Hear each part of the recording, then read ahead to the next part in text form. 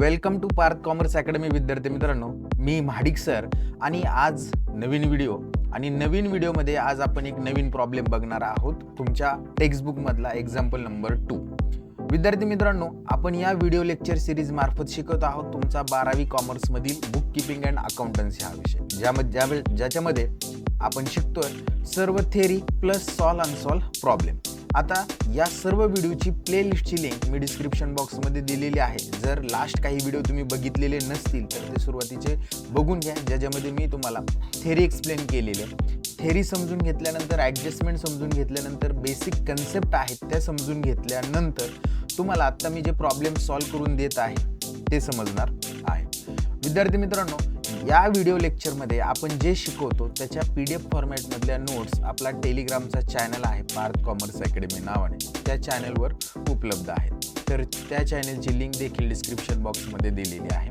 त्याचबरोबर आपलं Facebook page आणि इंस्टाला देखील तुम्ही लाईक आणि फॉलो करायला विसरू नका, त्याची लिंक देखील डिस्क्रिप्शन बॉक्समध्ये दिलेली आहे. तर विद्यार्थी मित्रांनो, आजच्या व्हिडिओमध्ये आपण तुमच्या टेक्स्टबुकमधलं फायनल अकाउंटचं म्हणजेच पार्टनरशिप फायनल अकाउंटचं एक्झाम्पल नंबर 2 शिकणार आहोत, सॉल्व करून घेणार आहोत. तर कोणताही वेळ वाया न घालवता सुरू करूया. तत्पूर्वी जर एक्झाम्पल सुरुवातीपासून शेवटपर्यंत बघितलं तरच तुम्हाला ते चांगल्या पद्धतीने समजू शकतं. त्याच्यामुळं व्हिडिओमध्ये शेवटपर्यंत राहा. तर चला सुरू करूया. विद्यार्थी मित्रांनो, एक्झाम्पल नंबर 2 आहे.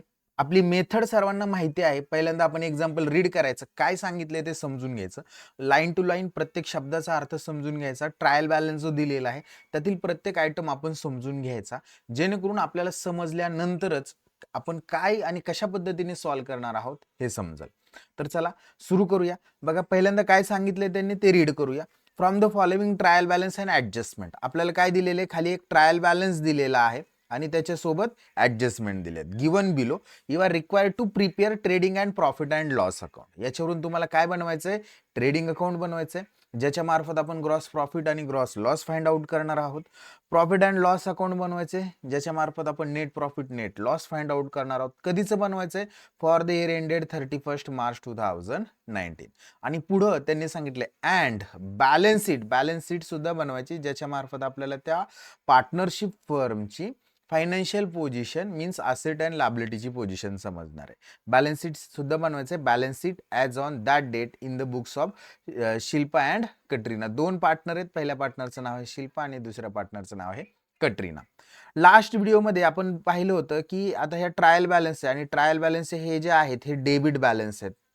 इकडे जे दिलेले आहेत ते डेबिट बॅलन्सच्या अमाऊंट आहेत आणि या बाजूला जे दिले आहेत त्या क्रेडिट बॅलन्सच्या अमाऊंट आहेत.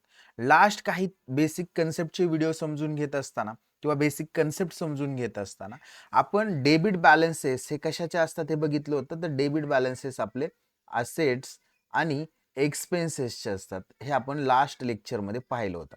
म्हणजे थोडक्यात मला सांगण्याचा उद्देश काय आहे की असेटचा बॅलन्स काय असणार आहे, डेबिट असणार आहे आणि एक्सपेन्सेसचा बॅलन्स सुद्धा काय असणार आहे, डेबिट असणार आहे. म्हणूनच हे जे आयटम आहेत असेट आणि एक्सपेन्सेस हे डेबिट कॉलम मध्ये दिसत आहेत ट्रायल बॅलन्सच्या. म्हणजे ट्रायल बॅलन्सच्या डेबिट कॉलम मध्ये ज्या अमाऊंट दिलेल्या असणार आहेत, जे आयटम आहेत ते एकतर असेट असतील किंवा एक्सपेन्सेस असतील आणि आपल्याला तेच फाइंड आउट करायचे ते असेट आहे का एक्सपेन्सेस आहे. जर असेट असतील तर ते आपण पोस्टिंग करणार आपल्या बॅलन्स शीटच्या असेट साईडला, BA means balance sheet asset side. आणि जर एक्सपेन्सेस असतील, एक्सपेन्सेसचे 2 पार्टमध्ये आपण डिवायडेशन करतो. फर्स्ट आहे डायरेक्ट एक्सपेन्सेस, तो लिहिणार ट्रेडिंगच्या डेबिटला आणि दुसरा असतो इनडायरेक्ट एक्सपेन्सेस, तो लिहिणार प्रॉफिट अँड लॉसच्या डेबिटला. तर आपल्याला एक्सपेन्सेस जो आयटम असेल तो आपण फाइंड आउट करायचा, तो डायरेक्ट आहे का इनडायरेक्ट आहे. आणि ऑन युअर क्रेडिट साईड मी तुम्हाला सांगितलं होतं की क्रेडिट साईडचे जे आयटम असतील ते एकतर काय असणार आहेत, तुमचे इन्कम असणार आहेत किंवा लॅबिलिटी. म्हणजे लॅबिलिटी आणि इन्कमचा बॅलन्स क्रेडिट असतो, म्हणून क्रेडिट कॉलम मधले जे आयटम असणार आहे ते लॅबिलिटी आणि इन्कम असणार आहे. जर इन्कम असतील तर 2 प्रकारचे इन्कम, एक तर डायरेक्ट आणि दुसरा इनडायरेक्ट. आता डायरेक्ट इन्कम म्हणजे काय, इनडायरेक्ट इन्कम म्हणजे काय, डायरेक्ट एक्सपेन्सेस म्हणजे काय, इनडायरेक्ट एक्सपेन्सेस म्हणजे काय, हे आपण लास्टच्या व्हिडिओमध्ये बघितलेलं आहे. ते तुम्ही त्या ठिकाणी जाऊन ते क्लिअर केलं म्हणजे हे तुमचं समजणार आहे. तर लास्ट व्हिडिओ नक्कीच पहा. बघा, इन्कम जे असणार आहे, जर डायरेक्ट इन्कम असेल तर तो आपण ट्रेडिंगच्या क्रेडिटला लिहिणार आणि इनडायरेक्ट इन्कम असेल तर प्रॉफिट अँड लॉसच्या क्रेडिटला लिहिणार. आणि जर लॅबिलिटी असेल क्रेडिट बॅलन्स मध्ये तर तो बॅलन्स शीटच्या लॅबिलिटीला लिहायचा. म्हणजे थोडक्यात सांगण्याचा उद्देश काय आहे, डेबिट कॉलम मधले जे अमाऊंट असतील किंवा जे आयटम असतील, एक तर balance sheet asset side, trading account debit side किंवा profit and loss account debit side, या तीनच ठिकाणी जाणार आहेत. आणि क्रेडिटचे जे आयटम आहेत ते ट्रेडिंगच्या, क्रेडिटला TC means trading, credit, PC means profit and loss account credit, आणि BL means balance sheet liability. I hope हे 2 मिनिटाचं इंट्रोडक्शन डेबिट आणि क्रेडिट बॅलन्सच्या संदर्भातलं तुमच्या लक्षात आलेलं असेल. आता जे बॅलन्सेस दिलेले डेबिट बॅलन्सेस ते आपण फाइंड आउट करू, ते असेट आहेत की एक्सपेन्सेस, आणि त्याच्यानुसार आपण काय करूया, त्याचं पोस्टिंग करूया. बघा, फर्स्ट दिलेलं आहे लँड अँड बिल्डिंग. लगेच लक्षात येईल आपल्या की लँड अँड बिल्डिंग आहे असेट म्हटल्यानंतर आपण बॅलन्स शीटच्या असेटला लिहिणार. Furniture asset expenses find out केलं तर आपल्याला लक्षात येईल की ते आहे असेट, म्हणून ते देखील आपण बॅलन्स शीटच्या असेटलाच लिहिणार. सन्ड्री डेटर ही सुद्धा असेट आहे, बॅलन्स शीटच्या असेटलाच लिहिणार. स्टॉक हा ओपनिंगचा आहे, कारण की या ठिकाणी ऑन 1 एप्रिल 2018 ही इंटू ब्रॅकेट डेट मेन्शन केलेली. याचा अर्थ हा ओपनिंगचा स्टॉक आहे, आणि हा ओपनिंगचा स्टॉक आपण रेकॉर्ड करतो ट्रेडिंग अकाउंटच्या डेबिटला. तर हा आपण ट्रेडिंग अकाउंटच्या डेबिटला, trading debit means TD in short मी त्या ठिकाणी मेन्शन केलेलं. Then after next bad debts is loss amount not recovered from our customer. तुमच्या कस्टमर कडून जी अमाऊंट तुम्हाला विकलेल्या मालाची भेटणार नाही, म्हणजे बुडणार आहे, ती तुमची बॅड डेट्स आहे. हा लॉस असतो, आणि हा विक्री नंतरचा, प्रोडक्शन नंतरचा आहे, म्हणजेच आफ्टर प्रोडक्शन, म्हणजे डायरेक्ट इनडायरेक्ट आहे, त्याच्यामुळे हा आपण लिहिणार प्रॉफिट अँड लॉसच्या डेबिटला. Then next printing and stationery expenses हा इनडायरेक्ट एक्सपेन्सेस आहे, प्रोडक्शन नंतरचा आहे, हा सुद्धा लिहिणार प्रॉफिट अँड लॉसच्या डेबिटला. वेजेस हा एक्सपेन्सेस आहे, परंतु हा डायरेक्ट एक्सपेन्सेस आहे, त्यामुळे हा लिहिणार ट्रेडिंगच्या डेबिटला. TD means trading account debit side. Salaries हा जो आहे हा एक्सपेन्सेस आहे, परंतु हा इनडायरेक्ट आहे, म्हणून हा profit and loss debit. Carriage inward, बघा आपल्याला फसवण्यासाठी कॅरेज इनवर्ड आणि कॅरेज आउटवर्ड अशा 2 प्रकारचे आयटम मेन्शन केलेले असतात. कॅरेज इनवर्ड म्हणजे कच्चा माल, रॉ मटेरियल फॅक्टरीपर्यंत वाहतूक करून घेऊन येण्याचा जो खर्च आहे त्याला कॅरेज, आणि इनवर्ड म्हणजे खर्च. आणि खर्च जो असणार आहे त्याला कॅरेज इनवर्ड असं म्हणणार. आणि हा जो आहे हा डायरेक्ट एक्सपेन्सेस आहे. कॅरेज इनवर्ड डायरेक्ट एक्सपेन्सेस हा ट्रेडिंगच्या डेबिटला लिहिणार, आणि कॅरेज आउटवर्ड जो असणार आहे तो इनडायरेक्ट असतो, तो प्रॉफिट अँड लॉसच्या डेबिटला. आपण पुढे जे एखाद्या प्रॉब्लेम मध्ये आलं तर ते मी तुम्हाला त्या ठिकाणी क्लिअर करून देईल. देन आफ्टर नेक्स्ट आहे सेल्स रिटर्न. आता सेल्स रिटर्न हा लेस करायचा फ्रॉम सेल्स. सेल्स मधून काय करणार आपण, हा लेस करणार, आणि सेल्स आपण लिहितो ट्रेडिंग अकाउंटच्या क्रेडिट साईडला. त्यामुळं सेल्सचा बॅलन्स क्रेडिट असतो. क्रेडिटला बघा या ठिकाणी सेल्स क्रेडिट बॅलन्सेस मध्ये दिले, त्याला एक स्टार मार्क करूया. देन नेक्स्ट ड्रॉविंग दिलेले, पार्टनरचं ड्रॉविंग. ड्रॉविंग तुम्हाला माहिती नेहमी आपण काय करतो, आपण जे कॅपिटल अकाउंट तयार करतो ना त्याच्या डेबिट साईडला आपण ड्रॉविंग ट्रान्सफर करणार. किंवा याचा एक दुसरा मेन्शन करण्याचा एक मार्ग आहे, तो म्हणजे कॅपिटल मधून लेस. परंतु आपण कॅपिटल लॅबिलिटीला न लिहिता आपण कॅपिटल अकाउंट तयार करून त्याच्या क्रेडिटला बॅलन्स लिहिणार, आणि डेबिटला लिहिलं म्हणजे क्रेडिट मधनं डेबिट मायनस होतं, म्हणजे कॅपिटल मधनं मायनसच करतो. इनडायरेक्टली इफेक्ट तोच होतो. नेक्स्ट डिस्काउंट डेबिट बॅलन्स आहे, याचा अर्थ तो एक्सपेन्सेस आहे आणि तो इनडायरेक्ट आहे, म्हणून प्रॉफिट अँड लॉसच्या डेबिटला. Advance given to Shahrukh. Advance दिलेला आहे शाहरुखला, आपण ऍडव्हान्स शाहरुखला दिलं म्हणजे आपण दिलेले पैसे आहेत ते आपल्याला भविष्यात भेटतील, भविष्यात भेटेल, त्याचा फायदा भविष्यात होईल. म्हणजे ऍडव्हान्स गिवन टू शाहरुख ही आपली असेट आहे, म्हणून आपण ते लिहिणार बॅलन्स शीटच्या असेट साईडला. Then next cash in hand asset आहे बॅलन्स शीटच्या असेटला. कॅश ॲट बँक असेट आहे बॅलन्स शीटच्या असेटला. इंटरेस्ट हा एक्सपेन्सेस आहे, इनडायरेक्ट असणार आहे प्रॉफिट अँड लॉसच्या डेबिटला. कमिशन हा सुद्धा indirect expenses, profit and loss account debit side. Then next royalty हा डायरेक्ट एक्सपेन्सेस आहे, तो ट्रेडिंगच्या डेबिटला. आणि परचेस हा सुद्धा डायरेक्ट एक्सपेन्सेस आहे ट्रेडिंगच्या डेबिटला. अशा पद्धतीने आपण सगळे डेबिट बॅलन्सेस कुठं जातात इन शॉर्ट मेन्शन करून घेतलेलं आहे.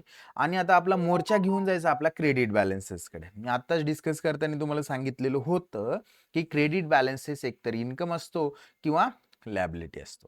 मग आता पहा या ठिकाणी पहा कॅपिटल दिलेले आहे आपली लॅबिलिटी, पण आपण कॅपिटल अकाउंट सेपरेट ओपन करतो, त्याच्यामुळे हा जो कॅपिटलचा बॅलन्स आहे तो कॅपिटल अकाउंटच्या क्रेडिटला ट्रान्सफर करायचा. देन आफ्टर बिल्स पेएबल ही सुद्धा लॅबिलिटी, ती बॅलन्स शीटच्या लॅबिलिटीला लिहायचं. बँक ओव्हरड्राफ्ट ही सुद्धा लॅबिलिटी, हे सुद्धा बॅलन्स शीटच्या लॅबिलिटीला. परचेस रिटर्न हे परचेस मधून लेस करायचं, म्हणून लेस परचेस. आणि परचेस आपण डेबिट बॅलन्सेस मध्ये सगळ्यात शेवटी आत्ताच आपण ट्रान्सफर केलते, त्याला आपण स्टार मार्क करून ठेवू. नेक्स्ट सन्ड्री क्रेडिटर्स लॅबिलिटी आहे बॅलन्स शीटच्या लॅबिलिटीला लिहिणार. बँक लोन ही सुद्धा लॅबिलिटी बॅलन्स शीटच्या लॅबिलिटीला. इंटरेस्ट रिसिव्ड हा इन्कम आहे पण इनडायरेक्ट आहे, म्हणून प्रॉफिट अँड लॉसच्या क्रेडिटला. आरडीडी सुद्धा प्रॉफिट अँड लॉसच्या क्रेडिटला. आणि सेल्स जो असणार आहे तो सुद्धा कुठे लिहिणार आपण ट्रेडिंग अकाउंटच्या क्रेडिटला, कारण की हा डायरेक्ट इन्कम आहे.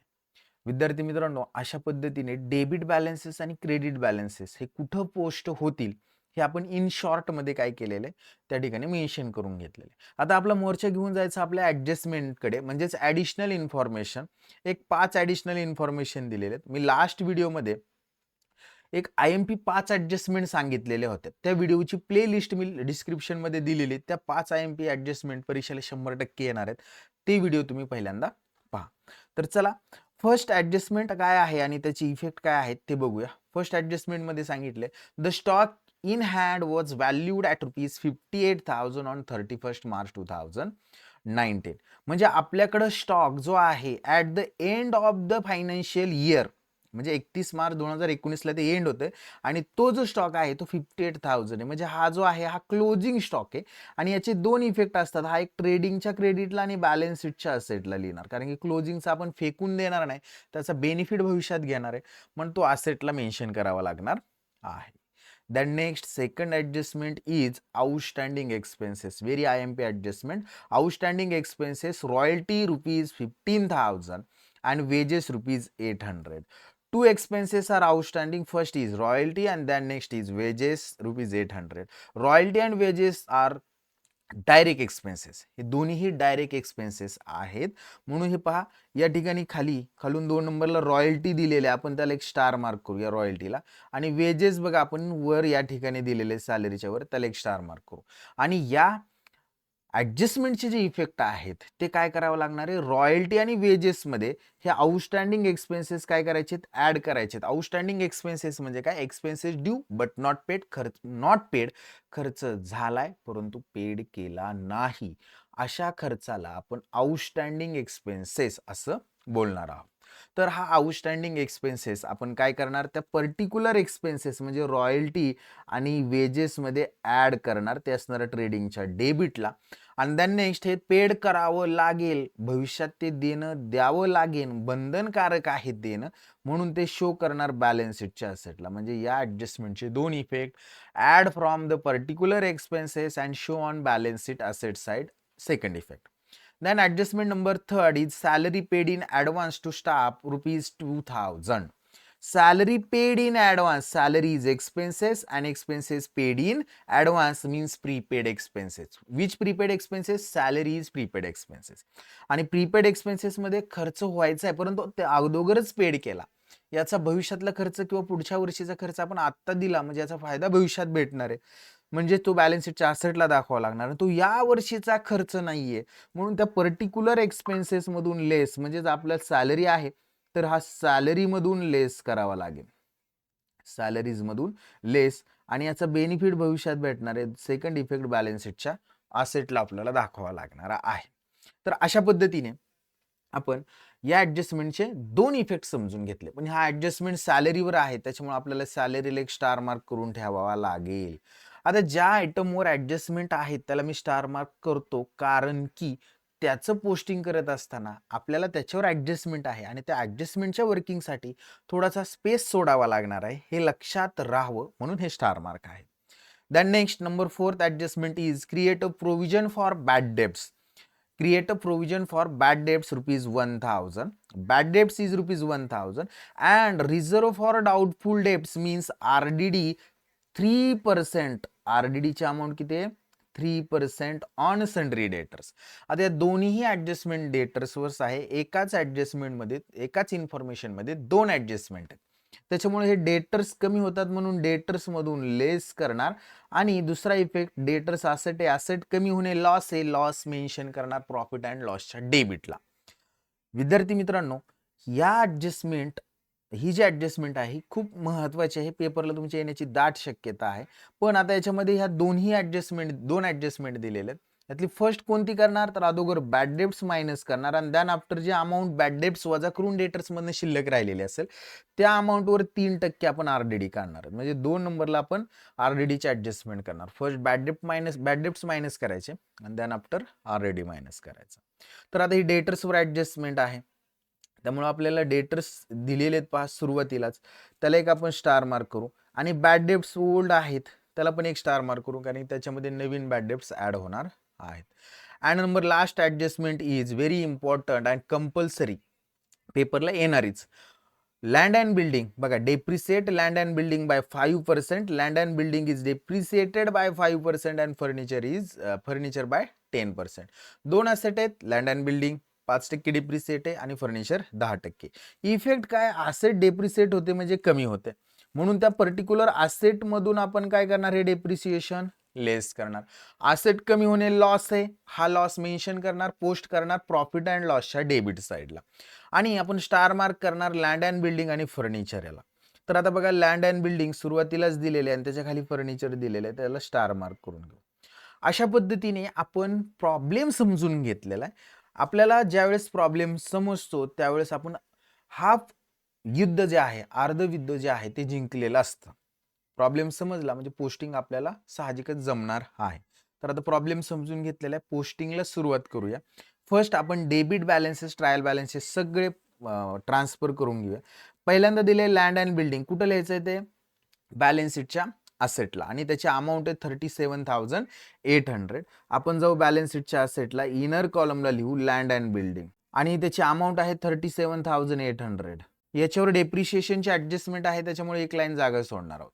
जागा कशी सोडतोय ते देखील पहा. देन नेक्स्ट फर्निचर दिलेले, फर्निचर सुद्धा असेट आहे, हे सुद्धा बॅलन्स शीटच्या असेटलाच लिहिणार आपण फर्निचर, आणि त्याची अमाऊंट जी आहे ते 17,250. इनरला लिहिणार कारण की त्याच्यावर डेप्रिशिएशनची ऍडजस्टमेंट आणि एक जागा सोडणार ऍडजस्टमेंटसाठी. आय होप इथपर्यंत तुमचं क्लिअर आहे, तुम्ही माझ्या सोबत आहात. जर कोणी मागे राहिलेला असेल तर काय करा, पॉज करून मला कव्हर करण्याचा प्रयत्न करा. द नेक्स्ट दिलेले आपल्याला सन्ड्री डेटर्स, ही सुद्धा आपली असेटच आहे, म्हणून हे आपण बॅलन्स शीटच्या असेटला ट्रान्सफर करणार आहोत. बॅलन्स शीटच्या असेटला जाऊया आणि त्या ठिकाणी लिहिणार आपण सन्ड्री डेटर्स, आणि त्याची जी अमाऊंट आहे ती आहे ₹40,000, 40,000 रुपये त्याची अमाऊंट आहे. इनर कॉलमला लिहिणार, याच्यावर दोन ऍडजस्टमेंट आहे म्हणून पहिल्या ऍडजस्टमेंटसाठी एक ओळ जागा आणि जी दुसरी ऍडजस्टमेंट आहे त्याच्यासाठी 2 ओळी जागा. अशा पद्धतीने आपण 3 ओळी जागा सोडणार आहेत सन्ड्री डेटर्स लिहिण्यासाठी. देन नेक्स्ट पुढे पहा काय दिलेले आपल्याला, त्यांनी स्टॉक दिलेला आहे. स्टॉक हा ट्रेडिंगच्या डेबिटला लिहिला जातो कारण की हा ओपनिंग स्टॉक आहे. आपण ट्रेडिंग अकाउंट तयार केलेले, त्याच्या डेबिट साईडला यायचं आणि त्या ठिकाणी लिहायचं टू ओपनिंग स्टॉक, आणि त्याची जी अमाऊंट आहे ती आहे ₹65,000 outer column, 65,000 outer column. I hope इथपर्यंत सगळे सोबत आहेत. स्टॉक लिहिल्यानंतर कंपल्सरी परचेस आणि परचेस मधून जर रिटर्न असतील तर लेस रिटर्न असं लिहून ठेवायचं. लिहून ठेवूया आपण टू परचेस, त्याची अमाऊंट ज्यावेळेस आपल्याला भेटेल त्यावेळेस आपण त्या ठिकाणी लिहूया, आणि याच्यामधून लेस लिहायचं परचेस रिटर्न. पहा आपण परचेस लिहिलं, त्याच्यातून लेस परचेस रिटर्न असं लिहिलेले, आणि त्यासाठी 2 ओळी जागा सोडलेली त्याच्या वर्किंगसाठी.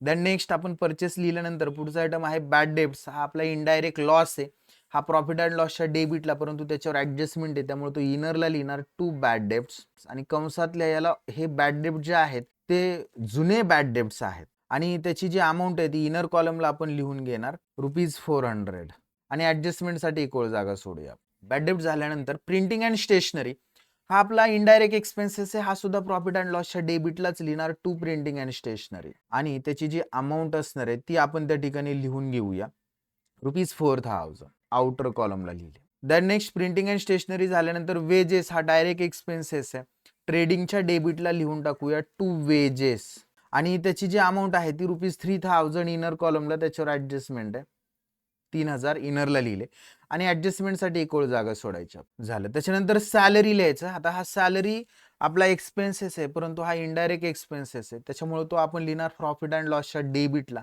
परंतु तो सुद्धा इनरलाच लिहिणार टू सॅलरीज, आणि त्याची जी अमाऊंट असणार आहे ती लिहिणार ₹5,000 इनर कॉलम, आणि एक ओळ जागा सोडणार सॅलरी लिहिल्यानंतर. देन नेक्स्ट कॅरेज इनवर्ड, हा आपला डायरेक्ट एक्सपेन्सेस आहे, तो आपण ट्रेडिंगच्या डेबिटला लिहिणार आहोत, म्हणून ट्रेडिंगच्या डेबिटला जायचं आणि त्या ठिकाणी लिहायचं टू कॅरेज इनवर्ड, आणि त्याची जी अमाऊंट आहे ती ₹4,000 आउटर कॉलमला लिहून टाकायची, ₹4,000 आउटर कॉलम.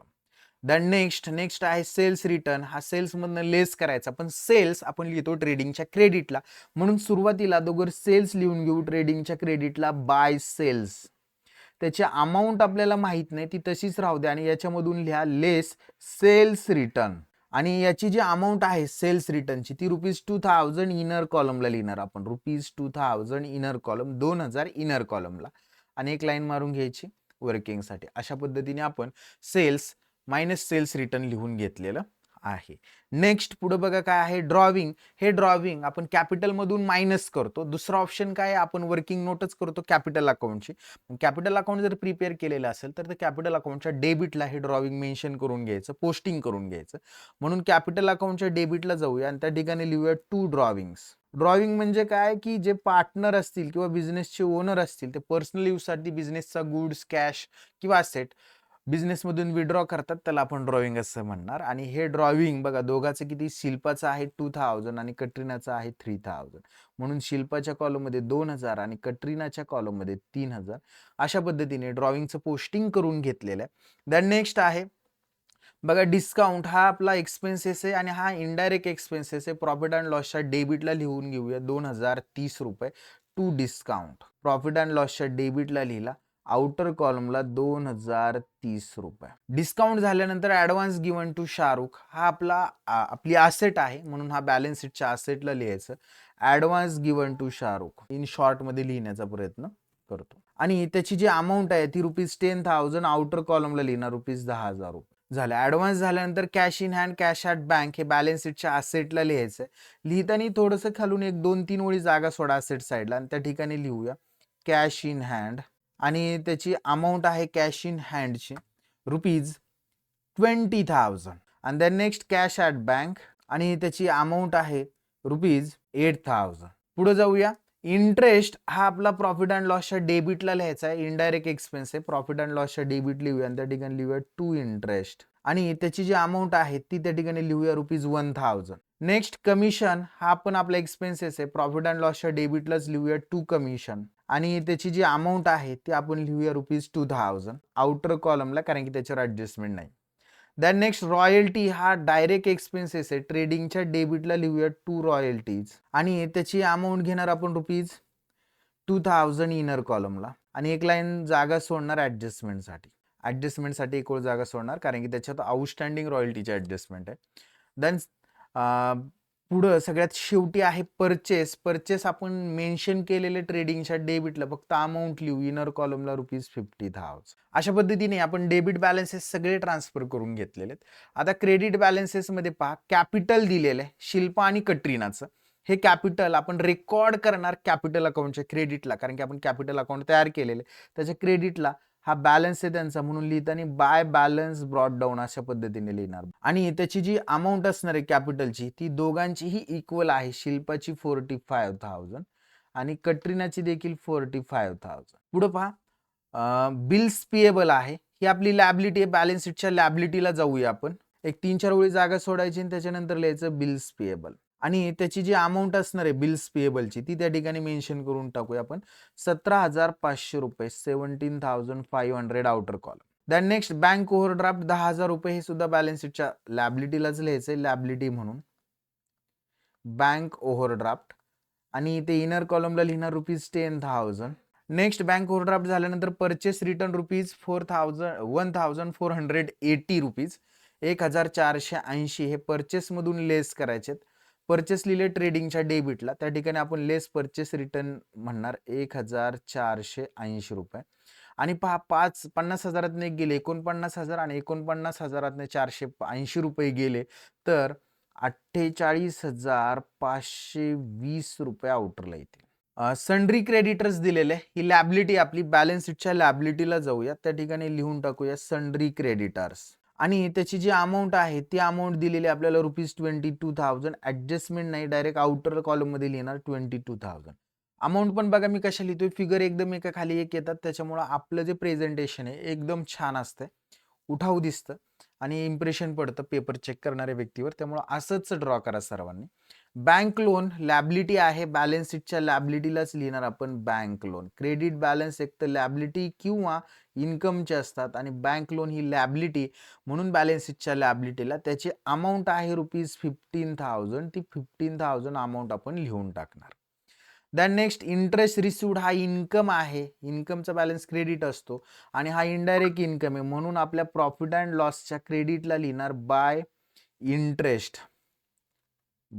इंटरेस्ट रिसिव्ड लिहिताना एक ओळ जागा सोडायची ग्रॉस प्रॉफिट लिहिण्यासाठी आणि त्याची अमाऊंट ती आहे 1500 रुपये. आपण आउटरला लिहून टाकूया. देन नेक्स्ट आरडीडी हा सुद्धा प्रॉफिट अँड लॉसच्या क्रेडिटलाच लिहायचा आहे बाय आरडीडी आणि त्याची जी अमाऊंट आहे ती अमाऊंट आहे ₹1000. आउटर कॉलमला लिहिणार आपण 1000 रुपये. आणि लास्ट वन सेल्स आहे, हा ट्रेडिंगच्या क्रेडिटला लिहिणार आपण. बाय सेल्स लिहिले फक्त अमाऊंटला 1,20,000 इनर कॉलमला आणि या 1,20,000 मधनं जर 2,000 वजा झाले तर आउटरला 1,18,000 सेल्सची अमाऊंट येणार. अशा पद्धतीने आपण काय केलेले विद्यार्थी मित्रांनो, डेबिट बॅलन्सेस जे असेट आणि एक्सपेन्सेसचे असतात ते ट्रान्सफर करून घेतले trading debit, profit and loss account debit आणि बॅलन्स शीट. जर ऑब्झर्वेशन केलं तर ते ट्रेडिंगच्या डेबिटला, प्रॉफिट अँड लॉसच्या डेबिटला आणि बॅलन्स शीटला जातात. आणि जे क्रेडिट बॅलन्सेस आहेत ट्रायल बॅलन्स मधले हे trading credit, profit and loss credit आणि बॅलन्स शीट लॅबिलिटी या 3 ठिकाणी ट्रान्सफर करून घेतलेत. ॲडिशनल इन्फॉर्मेशन मध्ये म्हणजेच ॲडजस्टमेंट मध्ये त्यांनी फर्स्ट ॲडजस्टमेंट कंपल्सरी असते, ती म्हणजे क्लोजिंग स्टॉकची. आणि हा क्लोजिंग स्टॉक आपण ट्रेडिंगच्या क्रेडिटला लिहितो. काय ॲडजस्टमेंट आहे? The stock in hand was valued at ₹58,000. 58,000 रुपयाचा स्टॉक आहे. मग आपण ट्रेडिंगच्या क्रेडिटला बाय क्लोजिंग स्टॉक अशा पद्धतीने लिहिणार, बाय क्लोजिंग स्टॉक आणि त्याची व्हॅल्यू आहे 58,000. आणि याचा दुसरा इफेक्ट लिहिणार बॅलन्स शीटच्या असेटला. सर्वात शेवटी कॅश इन हँड आणि कॅश ॲट बँकच्या खाली क्लोजिंग स्टॉक व्हॅल्यू लिहिणार 58,000 आउटर कॉलमला. आय होप सर्वजण सोबत आहेत, सगळ्यांना व्यवस्थित समजतंय. तर पुढे जाऊया. नेक्स्ट फर्स्ट ॲडजस्टमेंट झालेली आहे. सेकंड ॲडजस्टमेंटमध्ये outstanding expenses due but not paid means outstanding expenses. त्याच्यामध्ये फर्स्ट आहे रॉयल्टी 1500 आणि वेजेस आहेत 800. दोन्ही एक्सपेन्सेस ट्रेडिंगच्या डेबिटला. एक्सपेन्सेस झाला परंतु पेड केला नाही. रॉयल्टीमध्ये जायचं आणि त्या ठिकाणी लिहायचं ॲड आउटस्टँडिंग रॉयल्टीज आणि त्याची अमाऊंट लिहिणार ₹1,500. ₹1,500 आणि आउटरला येणार ₹3,500 आणि त्याच्यानंतर वेजेस जे आहेत त्याच्यामध्ये सुद्धा येणार आणि म्हणणार ॲड आउटस्टँडिंग वेजेस आणि या वेजेसची अमाऊंट आहे ₹800. 3,000 जर 800 रुपये ॲड झाले तर आउटरला येतात आपले 3,800 रुपये. आणि ह्या दोन्हीही लॅबिलिटी होतात, द्यायचे राहिलेत पैसे म्हणजे द्यावा लागतील, म्हणजे आउटस्टँडिंग वेजेस द्यायचे राहिलेत आणि आउटस्टँडिंग रॉयल्टी. लॅबिलिटी म्हणून बॅलन्स शीटच्या लॅबिलिटीला यायचं, त्या ठिकाणी एक छोटंसं हेडिंग द्यायचं आउटस्टँडिंग एक्सपेन्सेस, त्याला आपण अंडरलाईन करूया आणि त्याच्यामध्ये फर्स्ट लिहूया आपले रॉयल्टी. अमाऊंट आहे 1,500 रुपये आणि त्याच्यानंतर दुसरा आहे वेजेस, अमाऊंट आहे ₹800. या दोन्हीची टोटल जी असणार आहे ते आउटरला येणार आहे 2,300.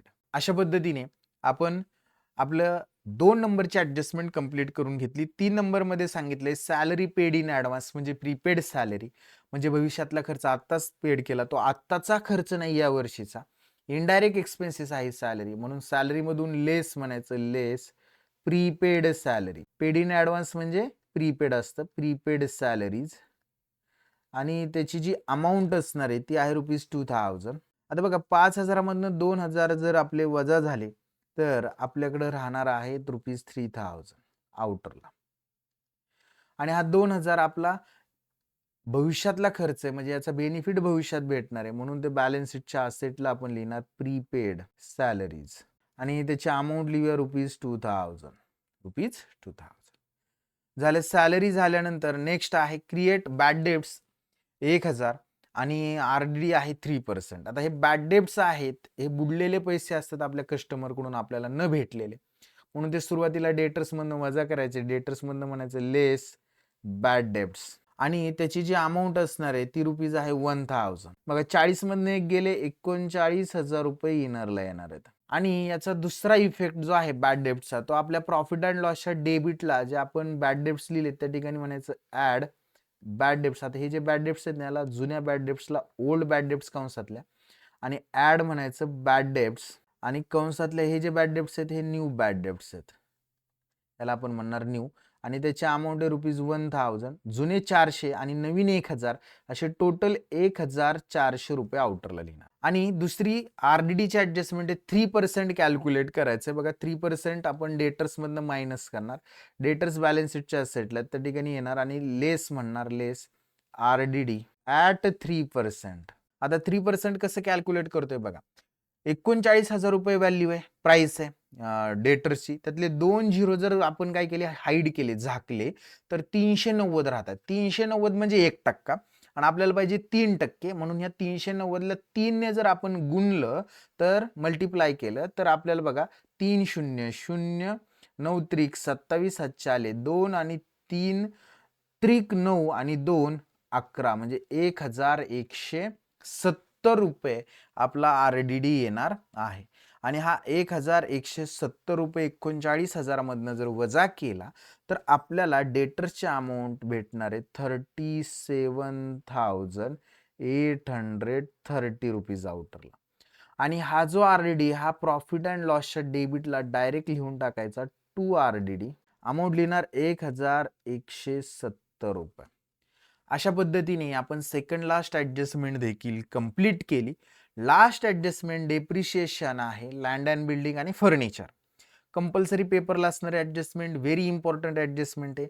लँड अँड बिल्डिंग मधून लेस, फर्निचर मधून लेस. पहिल्यांदा आपण लँड अँड बिल्डिंग बॅलन्स शीटच्या असेटला लिहिले, त्या ठिकाणी जाऊया आणि लेस म्हणूया, लेस डेप्रिसिएशन ॲट 5%.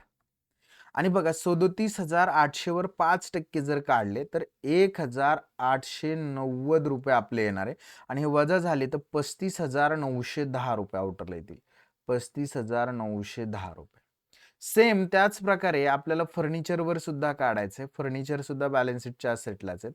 त्याच ठिकाणी लिहायचं लेस डेप्रिसिएशन ॲट 10%.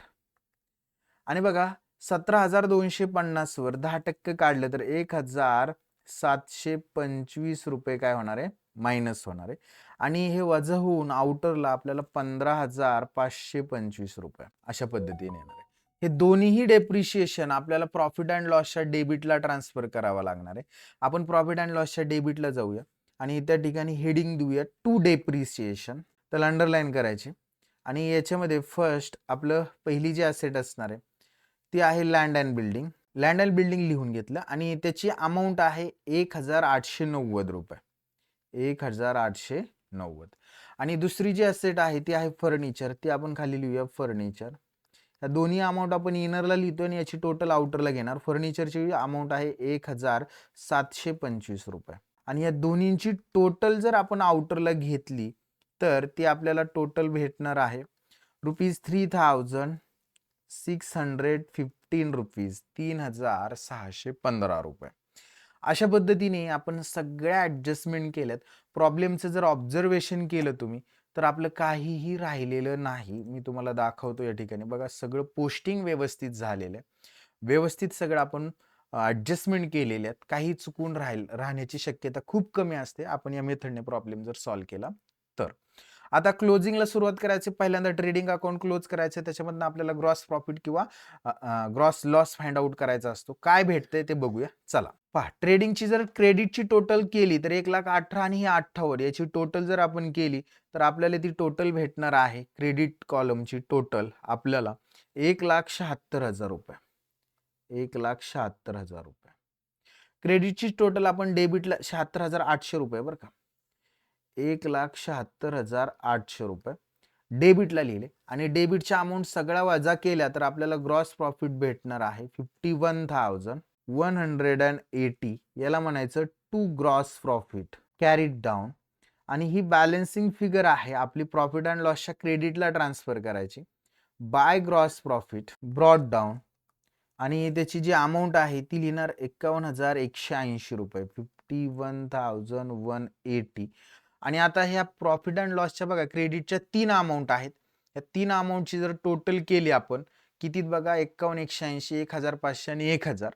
तर आपल्याला क्रेडिटची टोटल भेटणार आहे. प्रॉफिट अँड लॉसच्या क्रेडिट साईडची टोटल आहे 53,680 रुपये. तेच डेबिटला लिहिणार 53,680 रुपये.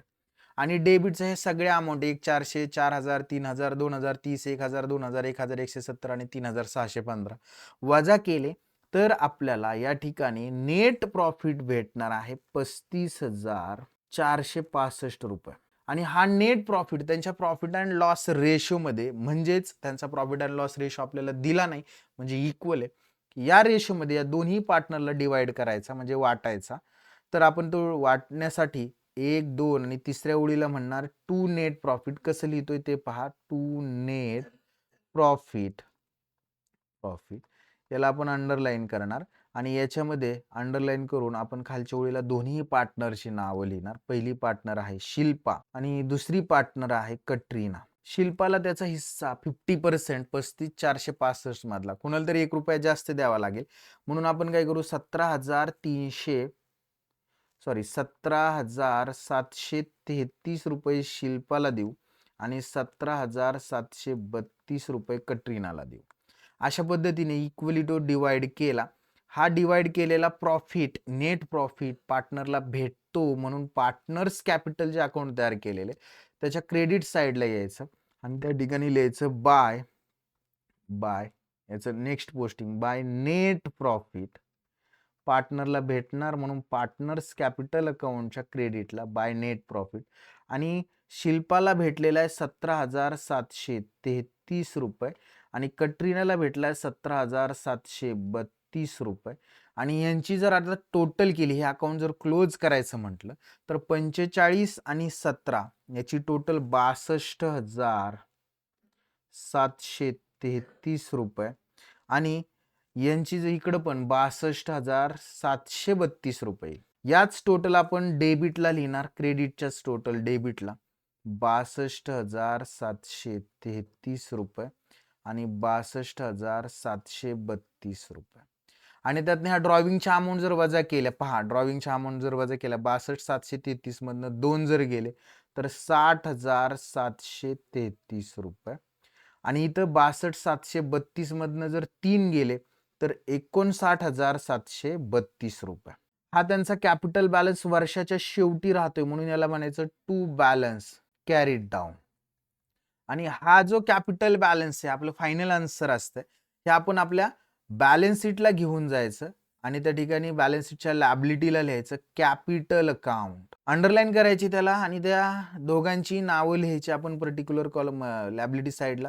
पहिली आहे शिल्पा आणि दुसरी आहे कटरीना. शिल्पाच्या हिस्स्याचं कॅपिटल आहे 60,733 रुपये आणि इथं 59,732 रुपये आणि या दोघांची ही टोटल ॲज अ कॅपिटल म्हणून आपण आउटरला शो करणार आहोत आणि त्यांची टोटल येणार आहे 1,20,465 आउटरला. आणि आता जर आपण बॅलन्स शीट क्लोज केली, लॅबिलिटी साईड आणि ॲसेट साईड या सगळ्या अमाऊंटची टोटल केली तर आपल्याला बॅलन्स शीटची टोटल भेटणार आहे 1,87,265 रुपये. 1,87,265 रुपये एवढ्या अमाऊंटने आपली बॅलन्स शीट काय झालेली आहे, क्लोज झालेली. आय होप तुम्हाला हा जो प्रॉब्लेम आहे हा समजलेला आहे. विद्यार्थी मित्रांनो, पूर्ण प्रॉब्लेम अगदी आपण सोप्या भाषेत समजून घेण्याचा प्रयत्न केलेला आहे. आय होप तुम्हाला समजलेला असणार. समजलेला असेल तर व्हिडिओला लाईक करायला विसरायचं नाही. चॅनलला सबस्क्राईब देखील करायचं आहे आणि तुमच्या मित्रांपर्यंत, तुमच्या वर्गमित्रांपर्यंत ही व्हिडिओ पोहोचण्यासाठी व्हिडिओ शेअर देखील करायचा आहे. आज आपण इथंच थांबूया. पुढच्या व्हिडिओमध्ये आपण नेक्स्ट एक्झाम्पल सॉल्व्ह करून घेणार आहोत. तोपर्यंत सर्वांना बाय, टेक केअर.